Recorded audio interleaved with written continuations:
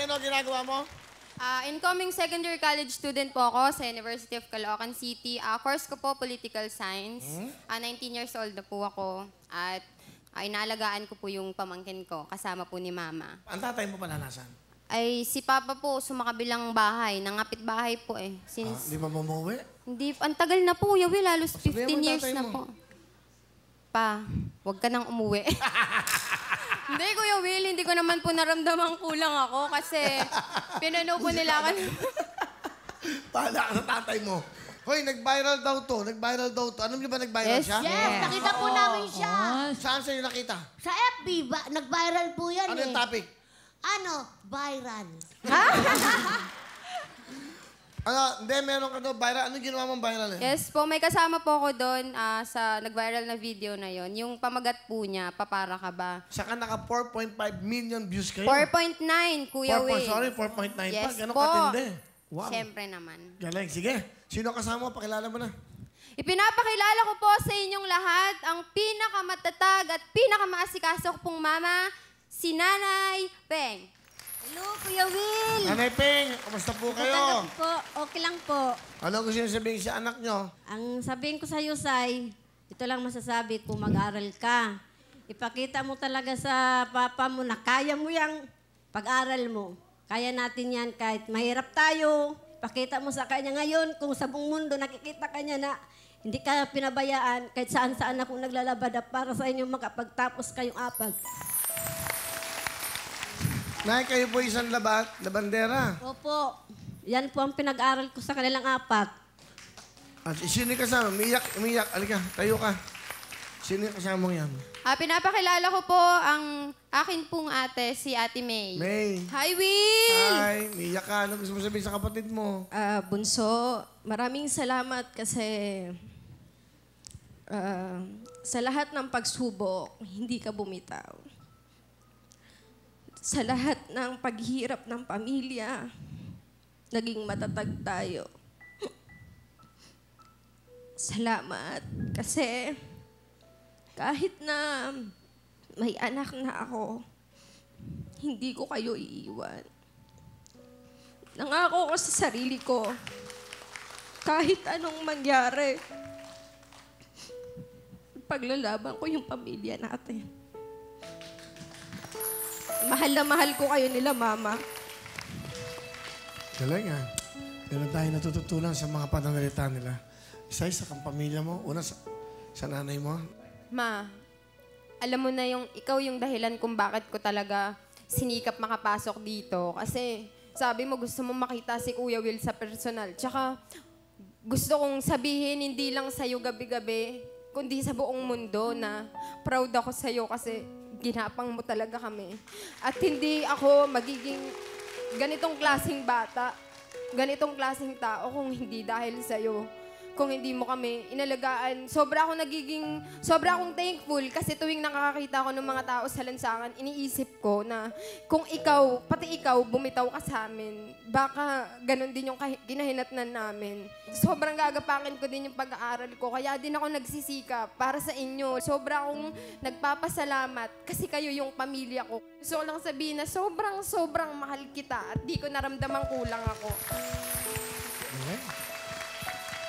Galing ah, sa ate mo. Day, alam ko minsan, sobra mo ding moody, hindi din kita maintindihan, kaya umuupo na lang ako sa sulok. Naiintindihan ko na sobra ka ding hirap. Pagtutulungan nating palakihin si Roxon para lumaki siyang mabuting bata. At saka magiging mabuti akong tita, mas magiging mabuti akong kapatid, tsaka anak. Para sa inyo. Bigyan mo nga ng jacket, si nanay, sa kanyang kapatid niya. Will, yung pamangkin ko, hindi po siya nakakatulog pag di nakakapanood ng Wawa. Bigyan mo ng bigyan mo ng pampatulog. Baby pa yun, Will, meron. Okay. Sige, bigyan mo ng bata. Salamat po sa inyo. Okay.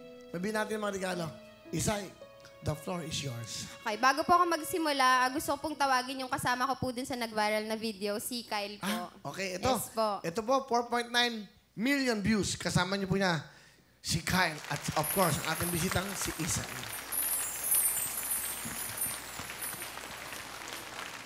Ang pamagat ng tulang ito ay papara ka ba?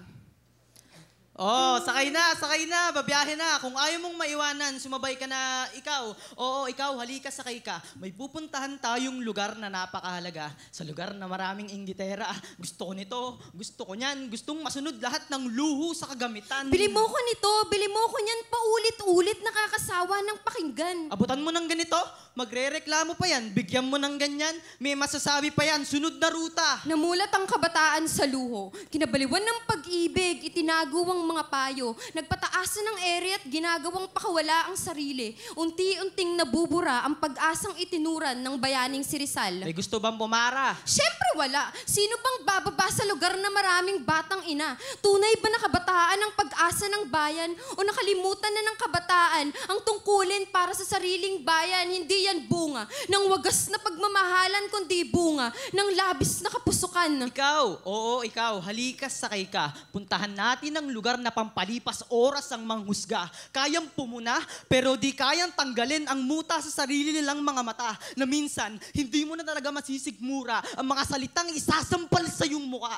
dahil parang normal na lang sa kanila ang manira ng puri ng iba. Sunod na ruta. Tara, sabit ka, wag kang bibitaw, puntahan natin ang lugar na talamak ang nakawan. Marami ring mapanlinlang, produktong pang mahirap pero presyong pang mayaman. May gusto bang pumara? Siyempre wala. Sino bang bababa sa lugar na kababayan na mismo ang nandarayuhan? Nagpapakaubas sa gitna ng palayan? Hindi naman masamang tumangkilik ng iba. Ang mas nakakalungkot isipin, mas pinili mo pang aralin ang lengguwahe nila. Huwag mo na sanang paabutin na bumaho ka na at maging magkasing amoy kayo na malansang isda. Sunod na ruta. Sa lugar na marami ang utak talangka, mga taong hindi hahayaan na umangat ka. Wala naman silang tali, pero kaya kanilang hatakin pababa. Nakaukit na sa isipan na walang ibang dapat na tinitingala. Tandaan mo na ang humihila sa'yo pababa ay silang ngawit ng nasa baba. Kung may gustong pumara, hindi na maaari pa. Ito na, ang huling ruta. Para na, nandito na tayo. Kung saan lahat tayo ay naging bahagi nito. Dahil lahat ng ruta ay sa Pilipinas ang punta. Sa bansang ating sinisinta. Bumaba ka na! Bakit ayaw mong bumaba kasi nahihiya ka? Bakit ka nahihiya sa sarili mong kaluluwa? Ang bansang nagluwal sa'yo, ngayon inululuwa mo na ang bansang nagbigay buhay sa'yo, ngayon pinapatay mo na. Pilipino ka ba? Bakit kaya mo maging lapastangan sa sarili mong pinagmulan? Pilipino ka ba? Bakit lagi kang tumataliwas sa kaunlaran? Pilipino ka ba?